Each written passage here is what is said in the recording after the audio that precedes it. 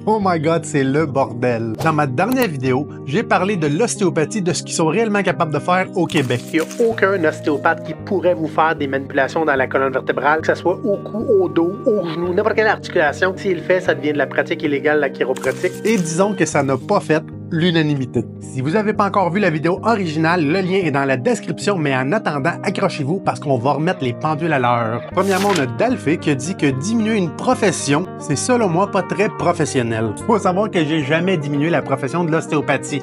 Le but de la vidéo, c'est d'avoir une vision objective de qu'est-ce que l'ostéopathe peut réellement faire en société au Québec. Si vous avez écouté la vidéo, vous avez vu que j'ai parlé que la chiropratique, la physiothérapie, l'ostéopathie, la massothérapie, même l'acupuncture, toutes les traitements conservateurs pour soulager la douleur, c'est pas très bon pour la douleur chronique parce que c'est des traitements qui sont trop passifs. Parce qu'on a une autre madame qui danse qui trouve elle aussi que ça n'a pas été très professionnel de dégrader une autre profession. Si vous trouvez que j'ai dégradé la profession parce que j'ai dit que certains ostéopathes dans des affaires pseudo-scientifiques comme le fait de jouer avec vos énergies, de fouiller dans votre abdomen ou faire du travail crânien pour une douleur au dos, c'est uniquement parce que je voulais démontrer l'importance des ordres professionnels, des syndics, mais aussi des formations universitaires pour standardiser les pratiques dans l'evidence-based practice, la pratique clinique basée sur les meilleures évidences. On a l'ADPQ qui a marqué au Québec, j'avais un ostéo incroyable qui a toujours réglé mes problèmes. N'oubliez pas qu'une vidéo sur Internet n'a pas le pouvoir de vous enlever vos expériences personnelles subjectives avec un thérapeute. Si vous avez toujours eu des bons résultats,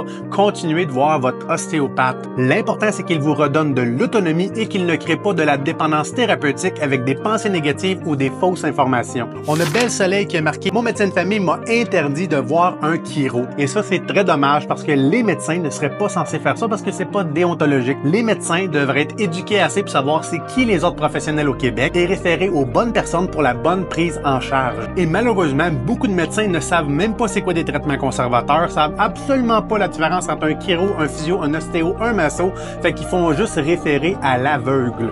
Et j'ai eu un autre commentaire écho provenant de Indiana qui a dit à peu près la même chose. On a Nancy qui m'a demandé « J'aimerais connaître ton opinion sur les physiothérapeutes. » J'ai pas été clair sur le sujet parce que ma vidéo initiale s'était centralisée sur l'ostéopathie au Québec, mais au Canada, Québec, les deux seuls professionnels de la santé pour le traitement, la prévention, l'éducation et le diagnostic de tout ce qui est neuro-musculo-squelettique, c'est votre physiothérapeute puis le docteur en chiropratique. On a Miss qui dit « Je me suis tellement obstiné souvent avec des gens qui disent que les ostéos sont égales aux chiro. » La chiropratique, la physiothérapie, c'est des formations universitaires, c'est des ordres professionnels, c'est la protection du public puis c'est des pratiques basées sur les meilleures évidences scientifiques qu'on n'a absolument pas avec l'ostéopathie au Québec qui sont enseignées dans des écoles privées. On a Rock qui dit c'est quoi la meilleure personne pour aller voir une douleur au coude, plus capable. Au Canada, Québec, si vous avez une nouvelle douleur, elle est inquiétante, elle ne passe pas, on a des questionnements, on ne va pas voir un ostéopathe parce qu'il ne peut pas faire de diagnostic. Les personnes ressources pour mieux comprendre ce genre de douleur-là, c'est le docteur en chiropratique ou le physiothérapeute. On a Dave qui écho un peu les premiers commentaires. Check-moi l'autre qui descend les autres. Les chiro, il n'y a pas plus bandit que ça. Les ostéopathes font une bonne job.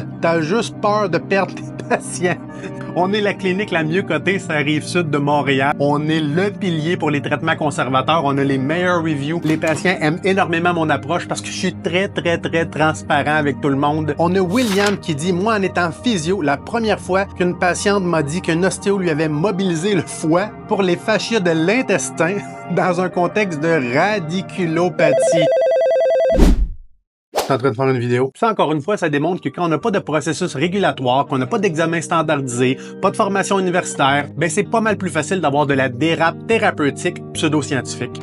On a Nick qui dit « Le problème, c'est qu'il y a trop de charlatans, autant en chiro. » Tous les thérapeutes peuvent dériver vers une pratique de charlatan. Ils vont utiliser des pensées négatives, des mythes, des fausses croyances, tout ça pour amplifier subjectivement votre problème. Encore pire s'ils utilisent maladroitement la radiographie pour rien en vous montrant plein de problèmes fictifs qui n'auront aucun impact réel sur votre santé, mais vont amplifier la pertinence d'un plan de traitement prolongé. Mais cette question-là démontre une importance d'un ordre professionnel parce qu'en chiropratique, en physiothérapie, si on a des gens qui pratiquent le charlatanisme, on peut faire des plaintes à l'ordre et le syndic va s'en occuper pour éviter que ça continue. Ce qu'on n'aura pas avec l'ostéopathie, la massothérapie, la naturopathie, la kinésithérapie ou l'orthothérapie. Et finalement, on a Miss Ginger qui marque « Il y a plein d'ostéos qui craquent. » C'est pas parce qu'il y a plein d'ostéos qui s'amusent à craquer en privé que c'est pas de la pratique illégale, la chiropratique. Posez-vous une question. Pourquoi on ne voit pas plus d'ostéos sur les médias sociaux qui craquent le monde dans des vidéos YouTube et TikTok?